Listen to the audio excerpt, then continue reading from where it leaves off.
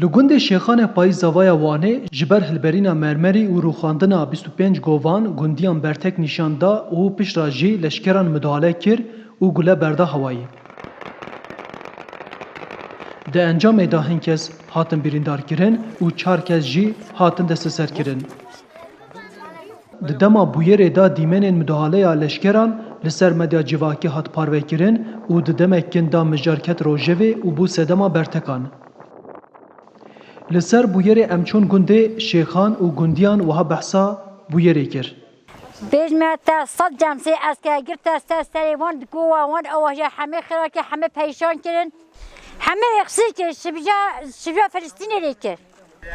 25 go xirake serê gemkî xirake ye gund peyşan biye gund kete zevqê da. Robî destê min kelemçe kirin hava hemî destê min werî min haw helî hatin. Ke neke kelemçe dest min da nederke. Biçûkê min hatin li wê derê gotin go gerî go min divê hûn malxwe me berdan. Hûn malxwe me berdan ve gova me anî hata xwarî. 4 parça govê me hebî her 4 parça canî hûn nexwarî. Bi destûra hikûmeta Tirkiye di 2006 da kampanya bi navê Dîmer li nêzî gund di nava govan da sê mehan hilberîna mermerî kiribû. Piştî 15 salan dîsa xebata hilberîna mermerî dest pê kir û vê carê govên gundiyan jî hatin rûxandin.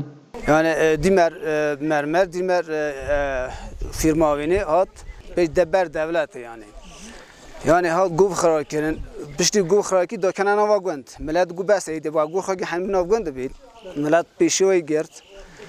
Piştî hatî millet pêşîwê girtin gaz bûn bahwêt, atêş kir, mermî ser millet reşand.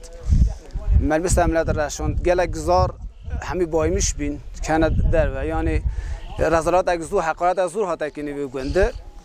Gundî dibêjin ku ew tinê bi sewalkariyê ve debara malbata xwe dikin û xwastin ku hilberîna mermerî were betal kirin. Azim cevê goyê ew gû jî dihê hatina xira kirin ne min jî dane û biçûkê meyarên bevînê wê derê hindî giriyane jî tevî wan nekirin aynî bîna Filistînê me kirin ne û xira kirin ne û cihayê pazê min e wetiya pazê min jî pazê min ser heywanan ne. Ez bêjmete sê de biçûkê me hene. Çil pênceh paskê me heye serê vê gemkê bî. Ez bêjim rêpê çinîne niha em xwepê û paza xwedan dike. Me xwepê û paza xwedan dike. Niha ew got xerakê ye batilkê ye. Rêpê çinînin. Heke te dişê bo me teybirekê bibîne, çareyekê bibîne. Gundiyan got ku bi tevahî 25 govên wan hatine rûxandin û niha heywanên wan derve mane.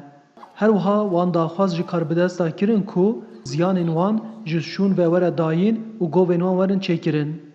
Ew mermer li wê derê kar ket xebitin yaşama me jiyana me dîlê de xeterê dan. Xilas di xeterê dane yani ve toza makine ev makine bir xeterê dane. Heya ku ev rapor da hata amadekirin ji aliyê walîtiya Wanê û karbidestên hikûmetê ve tidaxuyanîn hatibû dayîn. Lê rêveberê kompanya Dîmerê Felat Gökdemir rexneyên dijî xwe red kir û îdia kir ku wan di 2020 da hilberîna mermerî daye kompanyayek dîn û ti alaqayên wan bi van bûyeran tune ye. Arif Aslan, Dengê Amerîka, Wan.